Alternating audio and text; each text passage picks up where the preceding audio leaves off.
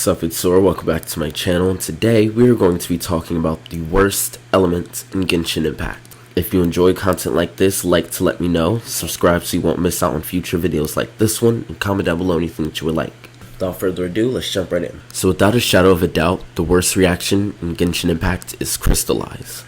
Crystallize is the elemental reaction that occurs when Geo is applied onto Pyro, Cryo, Electro, or Hydro. It will then drop a shard that, when picked up, grants the active character an elemental shield of the same type as the element involved in the reaction. This shield has a base damage absorption and a 250% damage absorption from the element the shield was made from. So a Cryo shield has 250% bonus damage absorption against Cryo attacks. The shield's HP scales off of the level of the Geo unit that created it, as well as their elemental mastery stat. Crystallize is useful against, for example, Hydro Slimes, where you can create the shields easily and block the slime's Hydro-based attacks more effectively. This, however, isn't enough to make the reaction worthwhile. The issue is that the shields are incredibly weak and flimsy. In light of how much damage an enemy can do to you in a single blow, Crystallized shields just don't hold their own in terms of defensive support, their only function. As you can see, without the shield, I took around 6,000 damage from one swing from Masanori.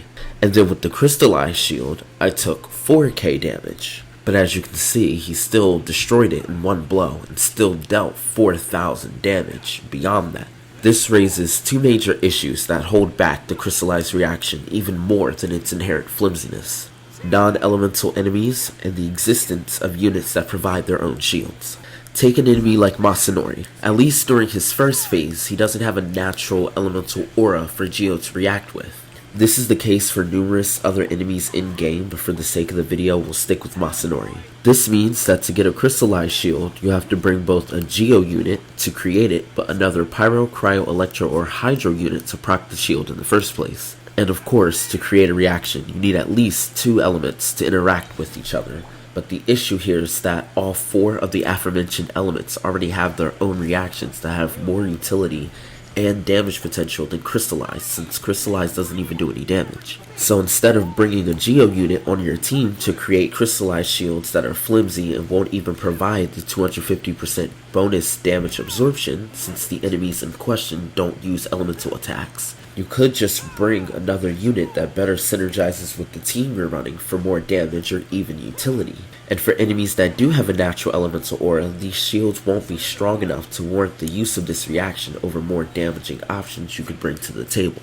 Take a Melt team, for example, with Ganyu, Shangling, and Bennett. You could bring a Goro or a Yunjin or something like that to proc the Crystallized shields and have next to no defensive utility. Or you could bring Sucrose or Kazuha or some sort of Animo unit for more damage, resistant shred, swirl, etc. This, paired with the existence of dedicated shielding units such as Noelle and Diona, only further cement Crystallize's irrelevance. Noelle's existence alone disregards the use for Crystallize, since she's a Geo unit that creates a shield that's just flat out stronger than Crystallize, while also healing a little. She's on the beginner banner, so chances are that if you're new, you can pick her up, or if you're an older player, you probably already have her.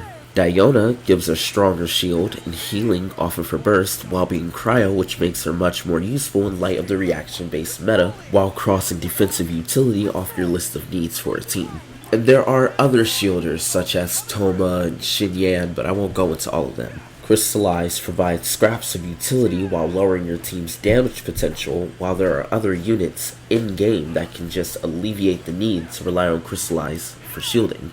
And I'm only now getting to discussing Elemental Mastery. Since Crystallized shields scale with the creating unit's level in Elemental Mastery, you'd have to not only fully level a Geo unit, which takes lots of time, energy, and resources, but also stack a bunch of EM to strengthen the shield. There's a big issue with this as well. As of 3.1, we have 6 Geo units. Now let's cross out the ones that provide a shield on their own.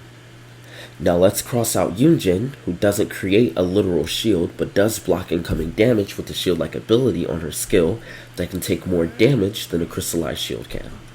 We're left with Ito, Ningguang, and Goro.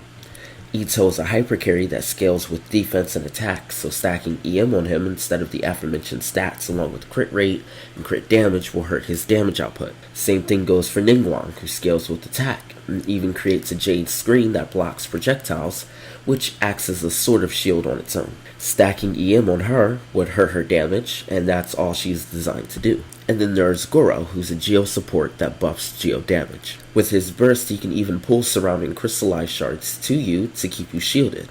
The problem with this is that outside of his burst, he doesn't apply Geo fast enough on his own to create enough of these shields. Pair this with the fact that he's a Geo support buffer that's designed to be played in teams of at least 3 Geo units, and he's no longer the best option for creating crystallize. The only benefit is that he can stack EM without losing potential since his buffs are just flat values, but the shields are still not that great for reasons we've already discussed. And then we have no one who benefits or benefits from this reaction. And that concludes this analysis on the crystallized reaction. If you enjoy videos like this, as I said before, like to let me know, subscribe so you won't miss out on future videos like this, and comment down below anything you would like. The comment section is yours. Follow me on all my social media. Linktree may or may not be down in the description down below, and I will see you all in the next video.